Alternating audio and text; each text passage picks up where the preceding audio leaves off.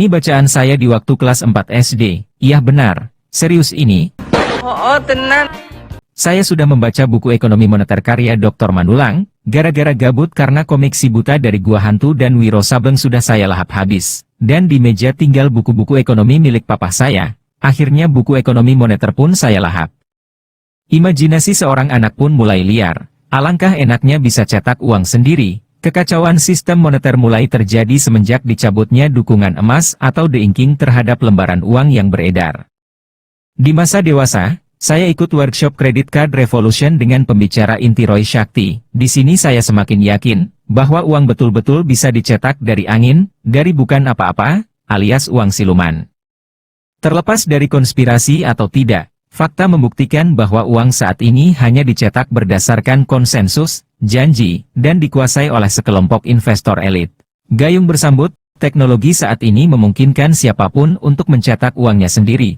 Blockchain adalah jawaban yang selama ini saya cari, satu teknologi yang memungkinkan siapapun bisa mencetak uangnya sendiri. Sebelum saya menjelaskan lebih lanjut, mari kita pelajari dulu video tentang uang siluman, berikut ini. Eng. Ing. Eng. Utang Indonesia sebesar 6.000 triliun rupiah. Sebenarnya siapa yang kasih utang? Orang awam pasti ngiranya yang ngasih utang itu negara-negara maju. Yang ngasih utang itu pasti Amerika, atau Jepang, atau Cina. Bukan. Coba kita lihat data resmi. Negara Amerika itu utangnya 67 kali Indonesia. Negara Cina utangnya hampir 20 kali Indonesia. Jepang utangnya 35 kali Indonesia. Nggak usah lihat GDP, itu indikator palsu, karena termasuk pendapatan perusahaan-perusahaan asing yang ada di negara tersebut. Saya lihat pemirsa kita juga banyak yang dari Malaysia. Halo pemirsa Malaysia, utang Anda 696 miliar ringgit, atau sekitar 2.400 triliun rupiah. Dibagi 32 juta penduduk, tiap orang Malaysia utang hampir 22.000 ringgit, atau sekitar 76 juta rupiah. Jadi, tiap ada orang Malaysia lahir, selamat datang di negara Malaysia. Kamu utang 22.000 ringgit atau 76 juta rupiah. Tiap bayi yang lahir langsung utang. Kita semua adalah korban dari kezoliman yang sama, nekolim, neokolonialisme dan imperialisme. You are a slave, Neo. Like everyone else, you were born into bondage, born into a prison that you cannot smell or taste or touch. A prison for your mind.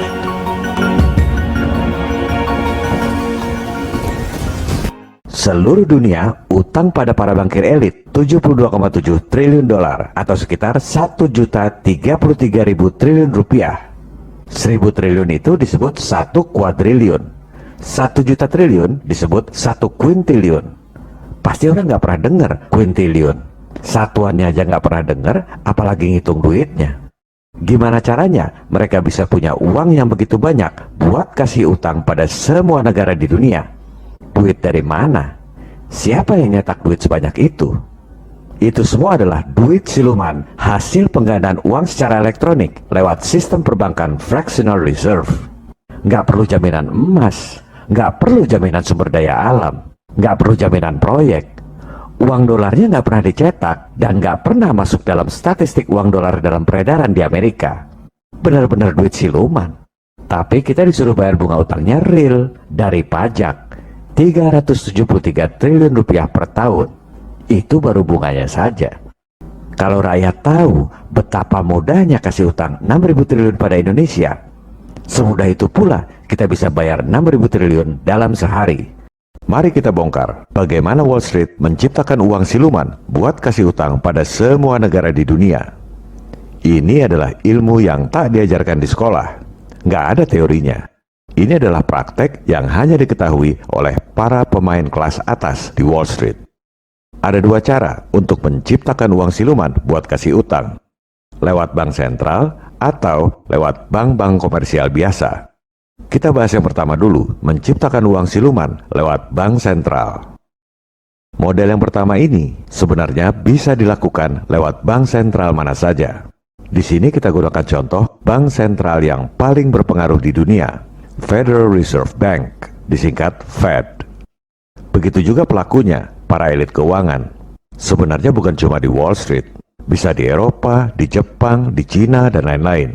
Di sini kita ambil contoh distrik keuangan yang paling berpengaruh di dunia, Wall Street. Instrumen keuangan yang digunakan adalah bond, surat utang tanpa jaminan. Nggak perlu jaminan sumber daya alam, nggak perlu jaminan proyek. Betul nggak Pak Daniel? The name's Bond. James Bond. Kita lihat fakta. Dengan alasan pandemi, Fed beli bon-bon swasta di pasar modal. Contoh berita di Bloomberg, Fed bahkan akan terus beli bon meski kondisi ekonomi sudah membaik. Fed hanya beli bon yang mereka mau, milik konco. Kalau Anda bikin bon, Fed nggak bakal mau beli. Kita ambil contoh jumlah utang selama periode Pak Jokowi, 126 miliar dolar atau sekitar 1.700 triliun selama 6,5 tahun terakhir. Dengan model yang akan kita bahas ini, jangankan 6,5 tahun, sehari pun mereka bisa kasih itu utang 1.700 triliun. Begini caranya. Para elit mendengar rencana Indonesia mau terbitkan bon 1.700 triliun rupiah. Bentuknya SUN, Surat Utang Negara. Bunganya katakan 4,25%. Mereka tinggal colek Fed. Bos, Bu Sri Mulyani butuh duit 1.700 triliun tuh. Saya mau borong SUN-nya. Saya terbitkan bon 1.700 triliun ya. Tentu dalam dolar, 126 miliar dolar. Kita rupiahkan supaya mudah dipahami awam. Sebagai bankir, Fed berhitung risiko. Sumber pembayarannya nanti dari mana? Oh, dari SUN. Ada menteri terbaik dunia. Pasti dibayar. Risiko nol. Oke bos, laksanakan. Maka, langkah pertama, Wall Street terbitkan bon 1.700 triliun rupiah ke pasar. Bunganya dibikin sangat rendah, misalnya 1,25%. Nggak ada orang mau beli bon swasta dengan yield serendah itu, kecuali Fed. Fed ini punya kewenangan mutlak, bisa beli bon siapa aja yang dia mau, bunganya berapa aja. Presiden maupun Senat nggak boleh mengaudit. Kalau ditanya, Fed berlindung pada asas independensi bank sentral. Maka bon swasta itu dibeli semua oleh Fed. Nggak perlu persetujuan presiden, nggak perlu persetujuan Senat atau DPR. Langkah kedua, bon Wall Street itu dibukukan di neraca Fed bagian aset. Lawannya, di bagian liabilitas, Fed terbitkan uang dalam peredaran 1.700 triliun rupiah. Tentu dalam dolar. Kita tulis rupiah untuk memudahkan pemirsa awam. Pembukuannya balance, sesuai kaidah-kaidah akuntansi perbankan internasional. Di audit pun pasti lulus, wajar tanpa pengecualian. Ini bukan konspirasi, tapi sistem yang diterima oleh semua bank dan semua auditor top di dunia.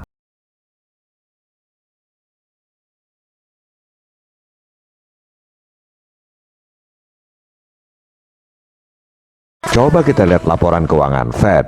Uang dalam peredaran ada di bagian liabilitas. Jumlahnya 1,7 triliun dolar. Lawannya di bagian aset apa? Apa yang jadi dasar atau jaminan buat terbitkan uang 1,7 triliun dolar? Emas. Bohong. Emasnya cuma 0,6% dari uang yang diterbitkan oleh Fed. Jadi, apa dasar untuk menerbitkan uang 1,7 triliun dolar itu yang dipuja-puji sebagai mata uang terkuat di dunia? Apa dasarnya? Lihat aja, aset yang paling besar apa? Treasury Securities, 2,4 triliun dolar. Namanya doang keren, Treasury Securities, surat berharga. Padahal cuma kertas bon doang, surat utang tanpa jaminan. Kalau Anda mau beli rokok, pakai kasbon utang, pasti ditolak sama tukang rokok. Kalau Wall Street ini kasih bon utang tanpa jaminan 2,4 triliun dolar pun dibeli oleh Fed. Saya kalau ngomong selalu pakai data loh, bukan asal ngecap. Datanya ada di layar.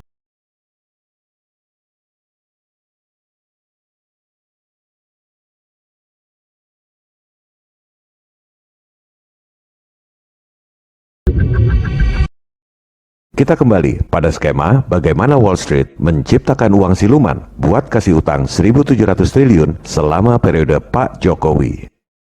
Tadi kita sudah bahas, langkah pertama, Wall Street terbitkan bond 1.700 triliun dengan bunga rendah, dibeli oleh Fed.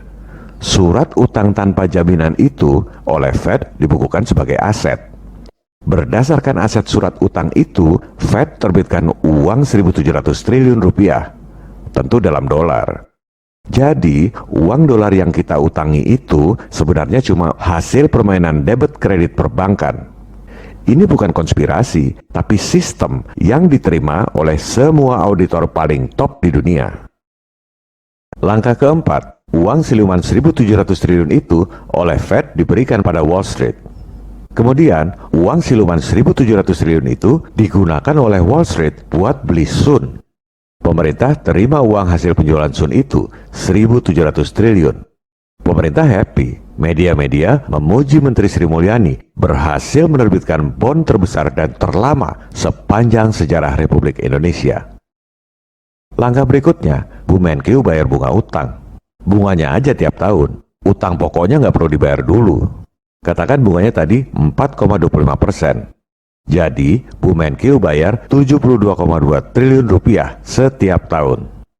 Wall Street terima bunga 4,25% itu. Yang 1,25% back to back dibayar ke Fed. Fed happy dong, terima pembayaran bunga dari Wall Street 21,2 triliun rupiah setiap tahun. Modal dengkul. Wall Street pegang marginnya. Selisih antara 4,25% yang dibayar oleh Bu Menkyu dikurangi 1,25% biaya bunga ke Fed. Wall Street dapat margin 3%, 51 triliun rupiah setiap tahun. Modal dengkul. Skema ini semuanya wajar tanpa pengecualian menurut auditor paling top di dunia. Melihat begini, berarti siapa yang pintar dan siapa yang bodoh? Padahal itu cuma ilustrasi, bayar bunga 72,2 triliun per tahun. Kenyataannya, kita harus bayar bunga utang 373 triliun rupiah setiap tahun. Mohon Bapak Ibu anggota Dewan yang terhormat bertanya pada hati nurani, pantas nggak rakyat dipajaki tinggi buat bayar bunga utang 373 triliun tiap tahun? Padahal itu utang siluman. Tadi di awal kami katakan bahwa ada dua cara untuk menciptakan utang siluman. Sekarang kita bahas cara yang kedua, yaitu melalui bank-bank komersial biasa. Secara umum skemanya hampir sama, bahkan bunganya pun sama. Bank komersial itu yang penting pembayarannya aman dan bunganya di atas bunga deposito. Di Amerika, bunga deposito itu cuma sekitar 0,5%. Jadi kalau Wall Street tawarkan bond 1,25%, pembayarannya aman karena back to back dibayar oleh negara pengutang. Bank masih untung 0,75%. Lebih besar untungnya dari yang punya duit, cuma dapat 0,5%. Bedanya hanya di pembukuan neraca. Bank-bank komersial itu nggak boleh bukukan uang dalam peredaran. Bank terima deposito dibukukan di bagian liabilitas. Lawannya adalah kas di bagian aset. Kalau nggak disalurkan sebagai kredit, banknya rugi karena harus bayar bunga deposito. Apalagi deposito hasil bailout 29 triliun dolar akibat krisis subprime lending tahun 2008. Duit itulah yang dipakai buat kasih utang pada semua negara di dunia. Bank tinggal pindahkan dari kas ke bond, sama-sama di bagian aset. Pembukuannya pasti balance. Di audit pun sudah pasti wajar tanpa pengecualian. Cara kedua ini yang sebenarnya lebih banyak dilakukan. Fed memang terbitkan uang baru untuk kasih utang pada pemerintah Amerika. Kalau untuk kasih utang pada Indonesia, Fed nggak perlu terbitkan uang baru.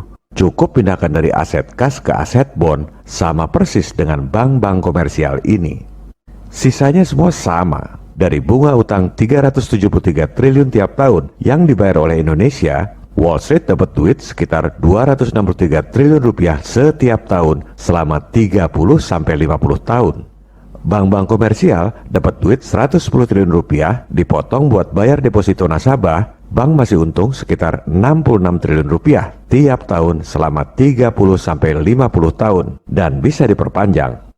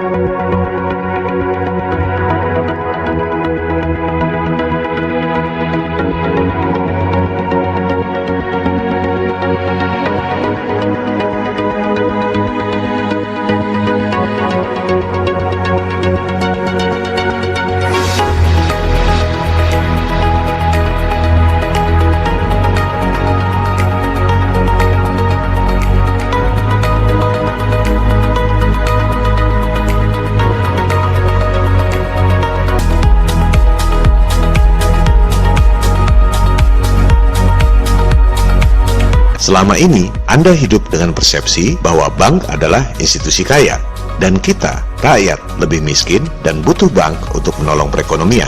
Jika Anda beruntung, bank akan berbaik hati memberi Anda utang. Padahal kenyataannya adalah sebaliknya. Bukan bank yang kasih Anda kredit, tapi Andalah yang kasih kredit ke bank. Ketika Anda taruh duit di bank, mereka bilang itu tabungan. Padahal sebenarnya Anda memberi utang pada bank. Bank nggak bisa apa-apa tanpa duit rakyat. People power, jika Anda benar-benar paham bagaimana bank bekerja. Karena Anda tak sepenuhnya paham cara bank bekerja, Anda hidup dengan persepsi bahwa rakyat lebih butuh bank ketimbang bank butuh rakyat. Selama persepsi Anda seperti itu, bank terus menghisap uang Anda, menggandakan uang Anda untuk kepentingan mereka tanpa Anda sadari. Mari kita cermati bagaimana bank menggandakan uang Anda dengan nyetak duit dari langit. Ambil contoh, Anda punya mata uang $10.000 atau sekitar 135 juta rupiah. Misalnya berbentuk fisik mata uang kertas. Anda tak ingin menaruhnya di bawah bantal karena tidak aman dan mata uang tidak berbunga di bawah bantal. Maka Anda ingin menyimpannya di bank. Mereka sebut simpanan agar Anda merasa aman. Anda bisa menarik uang Anda kapan saja Anda mau. Bank itu aman dan mereka akan kasih bunga. Maka, jika Anda tidak tarik simpanan itu dalam setahun, dengan bunga 1%, Anda akan dapat mata uang tambahan $100 dari $10.000 milik Anda tadi. Berdasarkan regulasi, bank wajib menyimpan sebagian simpanan Anda dan berhak meminjamkan porsi besar mata uang Anda kepada orang lain. Ini disebut fractional reserve banking. Proporsinya berbeda di tiap negara. Saya ambil contoh 10% seperti yang berlaku di Amerika. Artinya, bank berhak meminjamkan 90% tabungan dan simpanan Anda.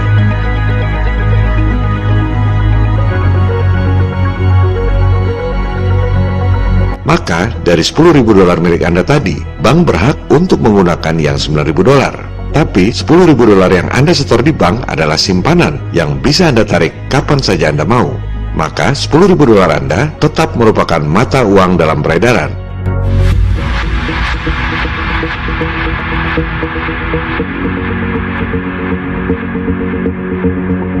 Tapi mereka meminjamkan $9.000 kepada orang lain. Disinilah kecurangan dimulai. Kedengarannya agak gila, tapi ini artinya ada $19.000 dalam peredaran.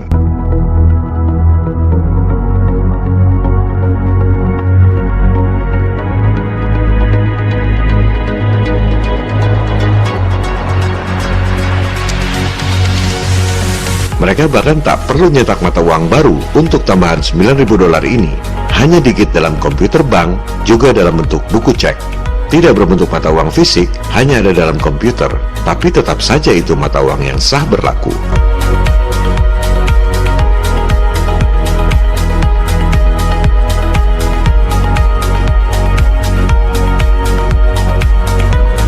Dari $10.000 Anda, bank lantas memberi utang $9.000 kepada orang lain.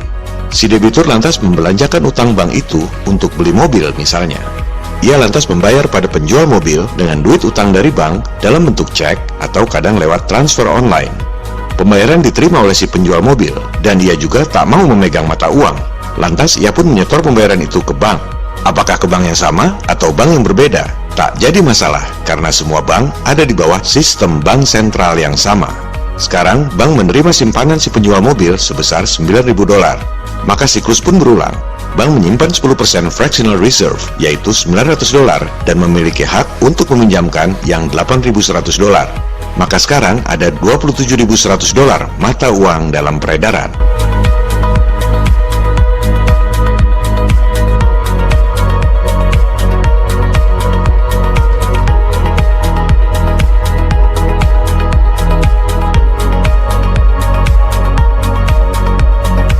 Siklus pun berulang. Bank memberikan utang $8.100 kepada wanita ini. Ia lantas menggunakannya untuk beli furnitur misalnya. Si penjual furnitur menerima pembayaran dan juga ingin menyimpannya di bank. Apakah di bank yang sama atau bank yang berbeda, dalam sistem bank sentral yang sama tidak jadi masalah. Sistem bekerja dengan sempurna. Maka siklus yang sama terjadi lagi, dan lagi, dan lagi, dan lagi.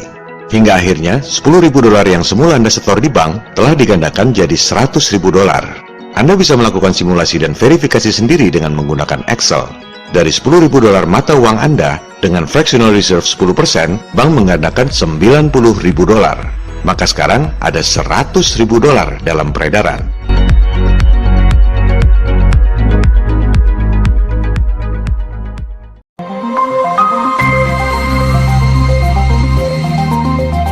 Apa yang saya sampaikan ini adalah fakta yang ditunjang oleh data-data kredibel.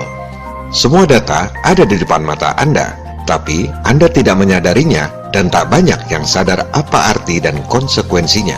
Sebelumnya, Anda harus paham dulu jenis-jenis mata uang dalam peredaran. Di dunia keuangan dikenal istilah M0, M1, M2, dan M3. M0 adalah mata uang kertas dan koin yang dicetak oleh bank sentral. M1 adalah M0 ditambah cek dan giro. M2 adalah M1 ditambah tabungan, simpanan berjangka, dan lain-lain. M3 adalah M2 ditambah deposito jangka panjang, pasar uang, dan lain-lain. Dari definisi tersebut, mata uang yang benar-benar dicetak ya cuma M0. M1 pun sudah tercampur dengan digit-digit komputer, tak ada fisiknya. Sudah merupakan hasil penggandaan simpan pinjam. Apalagi M2 dan M3, sudah duit maya, hasil penggandaan dari M0. Tadi kita sudah bahas, dengan fractional reserve ratio 10%, mata uang yang beredar 10 kali lebih banyak dari yang seharusnya. Mari kita buktikan dengan data-data yang kredibel. Anda semua percaya US dollar adalah mata uang yang paling stabil. Coba kita lihat faktanya. Menurut Dewan Gubernur Federal Reserve, Bank Sentral Amerika, M0 US dollar jumlahnya 1,6 triliun dolar. M1 USD jumlahnya 3,7 triliun dolar. Dan M2 jumlahnya 14 triliun dolar. M3 datanya disembunyikan oleh Federal Reserve. Bank Sentral Amerika itu tak lagi mempublikasikan data M3 sejak tahun 2006. Luar biasa. Bank sentral yang independen dari rakyat dan pemerintahnya sendiri, tapi tak mau mempublikasikan data M3.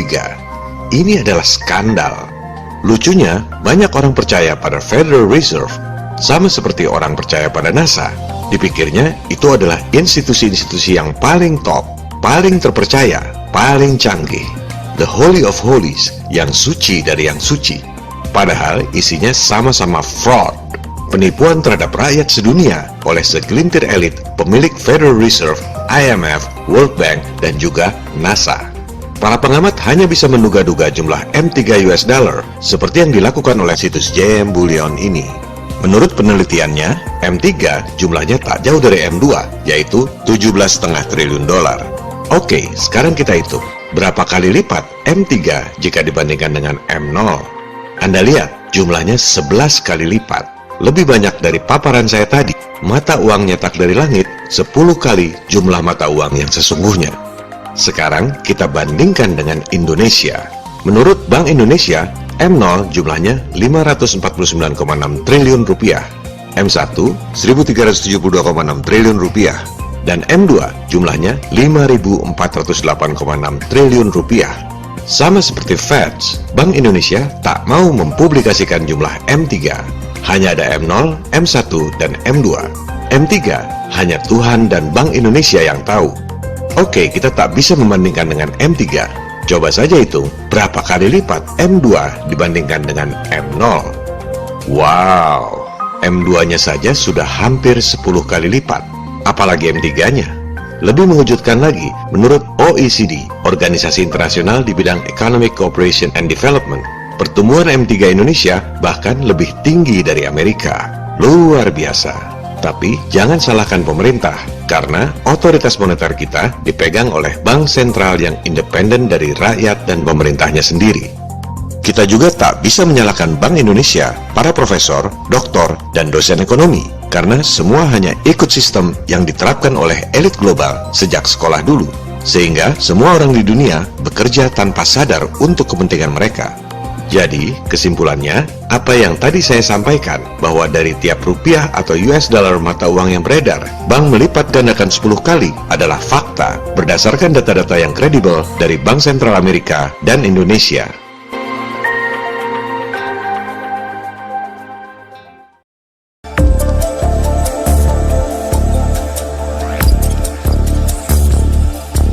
Bagus atau buruk, jika masyarakat dibanjiri dengan uang yang banyak, hasil penggandaan uang tanpa di-backup oleh emas atau benda alam berharga lainnya. Jangan heran jika ada yang mengatakan, kan bagus kalau nyetak duit yang banyak, ekonomi jadi tumbuh, kita jadi punya kesempatan untuk dapat banyak duit. Well, dalam jangka pendek memang bagus. Misalnya, untuk pemulihan dari krisis, bolehlah nyetak duit yang banyak, untuk sebentar saja. Tapi, jika terus-terusan nyetak duit yang banyak dalam jangka panjang, hancurlah kehidupan rakyat. Harga barang pada naik hingga mencekik leher Anda. Anda boleh kerja banting tulang cari duit, tetap saja duit Anda tak pernah cukup untuk memenuhi kebutuhan-kebutuhan, karena harga barang naik terus. Dan Anda selamanya jadi budak industri, agar bisa bayar tagihan-tagihan yang harganya naik terus. Mari kita lihat contoh sederhana, bagaimana jumlah uang yang beredar membuat harga barang pada naik. Prinsip dasarnya sangat sederhana, supply and demand, hukum penawaran dan permintaan. Anggaplah di sebuah negara hanya ada duit Rp50.000 yang digunakan untuk membeli 5 piring nasi. Money supply Rp50.000. Money demand asumsikan hanya untuk beli 5 piring nasi itu. Maka satu piring nasi harganya Rp10.000. Tercapailah equilibrium antara supply and demand. Kemudian kita tambahkan money supply 10 kali lipat jadi Rp500.000. Demandnya tetap 5 piring nasi, to make it simple. Otomatis harga sepiring nasi naik dari Rp10.000 menjadi Rp100.000.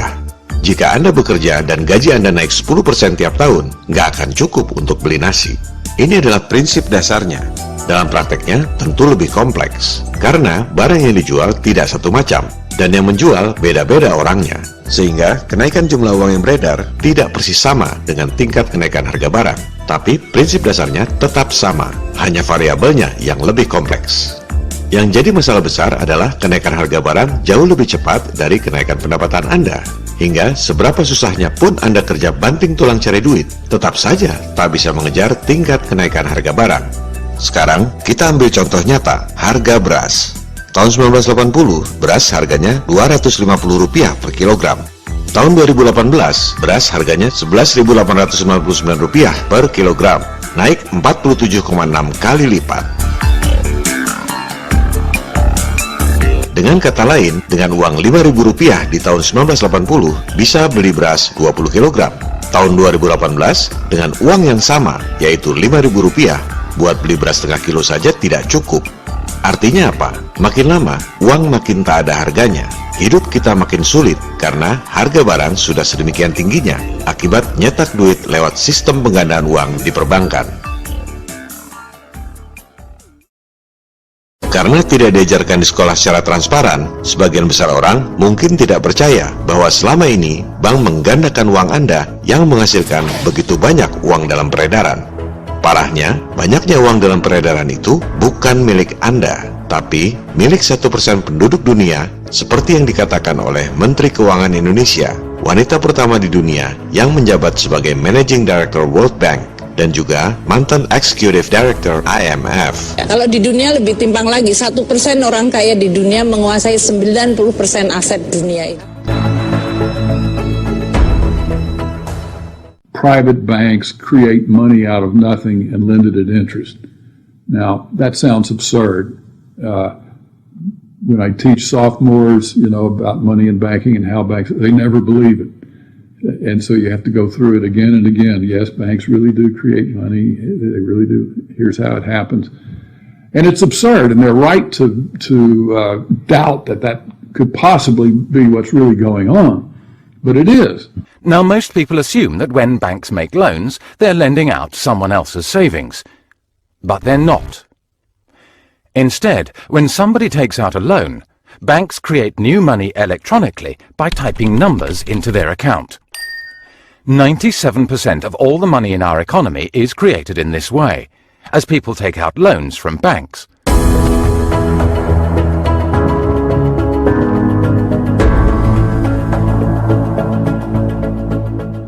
Does taking out a loan actually mean creating money? Precisely. When the commercial bank loaned the money to the customer, it actually created new money. From here, we understand the disturbing fact that all money created in this system comes from a debt.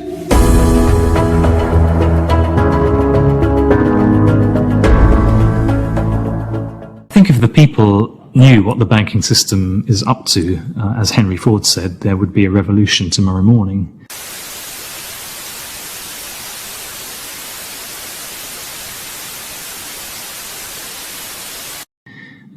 The fact is, most people think that what a bank does is lend you money that someone else has put in the bank previously.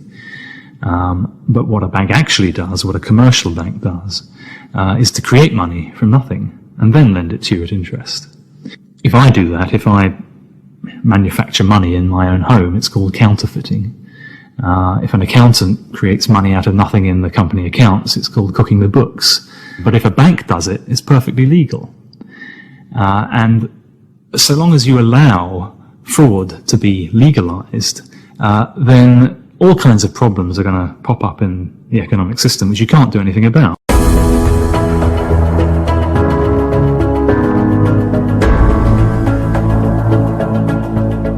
We need to start understanding that in our economy we have two kinds of money. We have paper money and we have electronic money, which is the kind of money we use when we use this kind of device, a payment card. Let's start with the easy one, this one. Paper money. Paper money is created by the central bank. We can read that on the banknote. Electronic money, however, is a little trickier. The accounts that we have in our banks are called deposit account. And that may sound as if, okay, so this kind of money is just this kind of money deposited in the bank. And in principle, that could be the case. It is, however, very misleading in terms of understanding how money works in the economy. Because electronic money is created by commercial banks when they issue new loans. Luar biasa. Rasanya Anda tahu uang. Rasanya tahu betul uang kertas yang ada di dompet Anda. Rasanya Anda tahu uang elektronik yang ada di kartu debit atau kartu kredit. Tapi Anda tak sadar bahwa uang kertas diterbitkan oleh Bank Sentral atas dasar surat utang negara atau Treasury Bond. Jadi, untuk tiap lembar uang kertas dan koin itu, Anda harus bayar utang dan bunganya pada Bank Sentral yang independen dari rakyat dan pemerintahnya sendiri. Dan Anda tidak tahu bahwa uang digital yang ada dalam kartu debit atau kartu kredit Anda diedarkan tiap kali bank komersial kasih kredit pada nasabah. Anda harus bayar utang bank, utang kartu kredit, utang kredit tanpa agunan yang bunganya begitu tinggi. Kalau Anda tidak bayar, Anda diuber-uber debt collector. Sementara bank kasih kredit pada Anda hanya dengan memasukkan dikit-dikit komputer tanpa modal.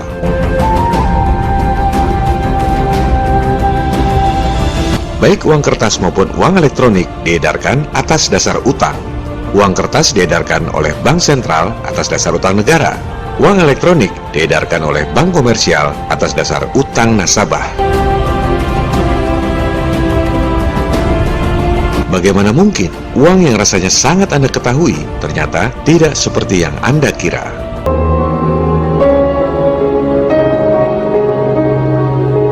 Anda bayangkan, ada 4.724 triliun rupiah uang yang beredar dan 12,4 triliun dolar atau sekitar 178.000 triliun rupiah yang sah beredar tapi tidak dibukukan dalam neraca bank sentral maupun pemerintah.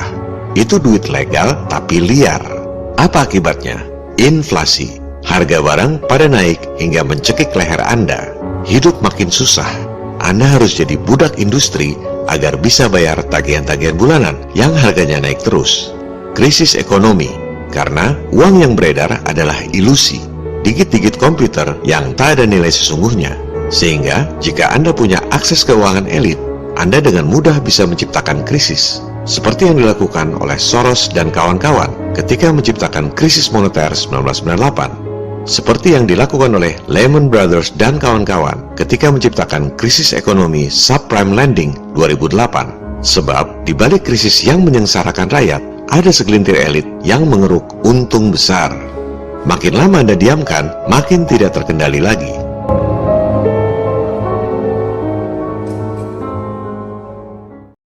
Seperti yang dikatakan oleh Mayor Amschel Rothschild 220 tahun yang lalu, berikan saya izin untuk menerbitkan uang, dan saya tak peduli siapapun yang bikin peraturan.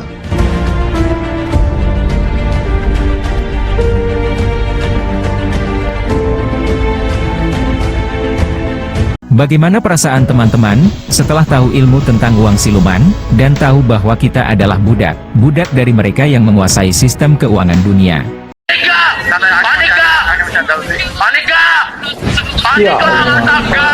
Setiap orang yang cerdas dan bermartabat pasti akan berontak, ingin keluar dari sistem yang kacau. Itulah yang kemudian memunculkan gerakan cyberpunk. Cyberpunk adalah sekelompok ahli kriptografi yang sudah muak dengan sistem perbankan yang sudah tidak fair, tidak jujur. The biggest scam, penipuan terbesar yang dilegalkan. Cyberpunk menginginkan sistem keuangan yang aman dan sulit diretas dengan teknologi kriptografi yang kuat, namun tetap dengan prinsip kebebasan dan privasi penggunanya. Dr.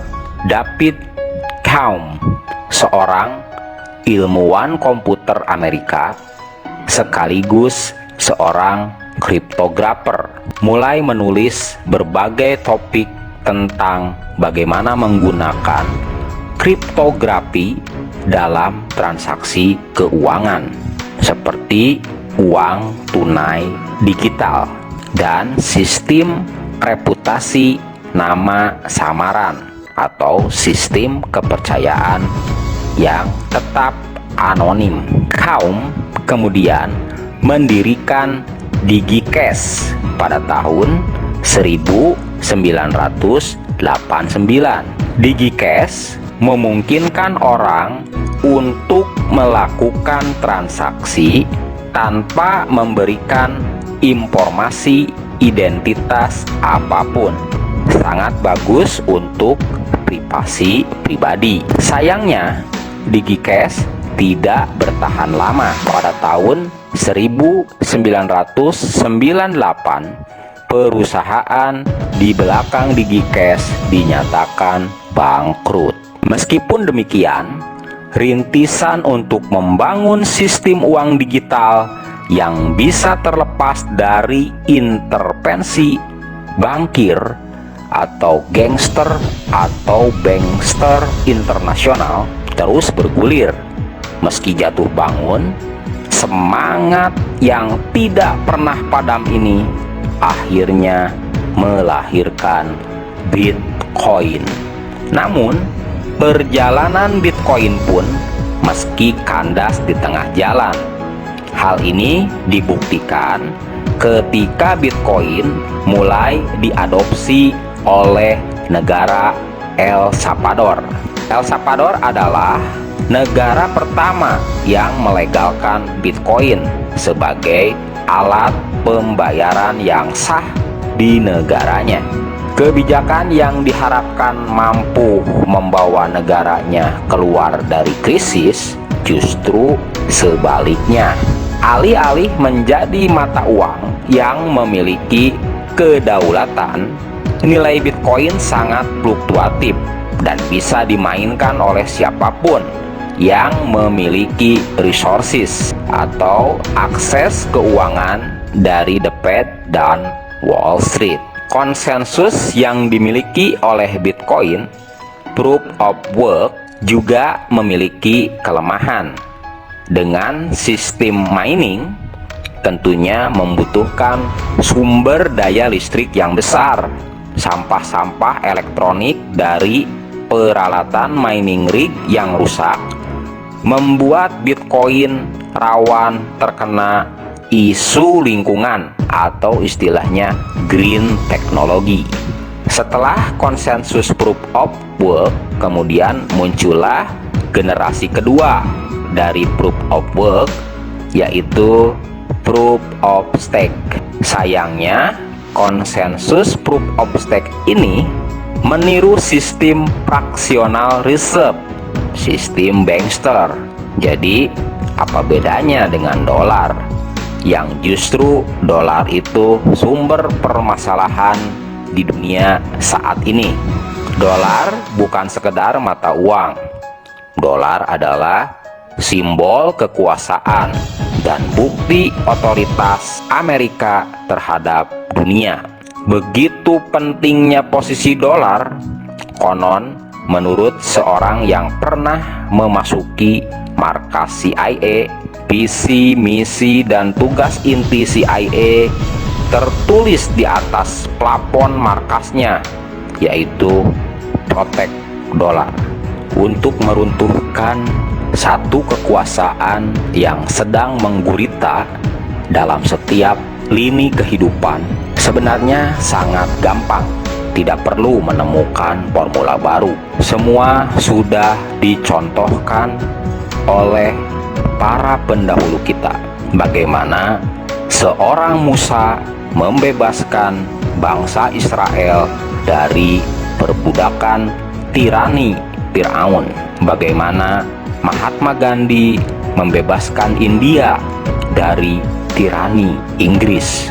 People power, kekuatan berjamaah, kekuatan individu-individu yang kemudian bergabung dan berakar kuat, kekuatan netizen, network, mata uang yang bisa menjatuhkan hegemoni dolar adalah mata uang yang merupakan antitesis dari dolar itu sendiri. Dolar bersifat top down, dipaksakan dengan otoritas dari atas ke bawah. Maka mata uang pengganti tentunya haruslah kebalikannya, yaitu bottom up. Sebagaimana pohon bambu di tahun-tahun pertamanya, bambu lebih menguatkan akarnya.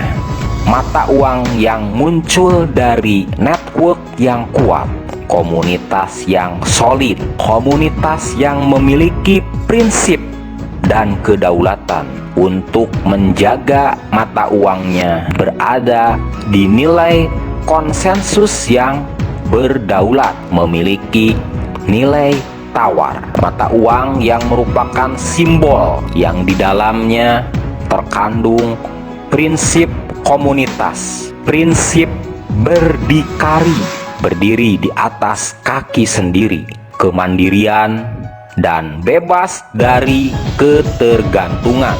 Hanya itu yang mampu membebaskan diri kita dari penjajahan gaya baru, neo-kolonialisme, neo-imperialisme. Unit kecil dari suatu bangsa adalah individu. Pemerintah adalah bentuk yang mewakili kecerdasan rata-rata dari unit-unit yang membentuk bangsa itu. Maka dengan unit-unit itulah kita bekerja. Bila pikiran individu sudah berubah, pikiran kolektif pun akan berubah dengan sendirinya. Individu-individu yang kolektif sudah berubah pemikirannya, maka akan membentuk perwakilan pemerintah yang dengan sendirinya sudah berubah pemikirannya. Tetapi jika kita justru mencoba membalik prosesnya, kita mencoba untuk mengubah pemerintah ketimbang individunya, hal ini jelas sangat mustahil. Itu seperti mengubah satu stres dari stres yang lain. Dengan usaha yang cerdas dan terorganisir lewat unit individu akan melahirkan seorang negarawan.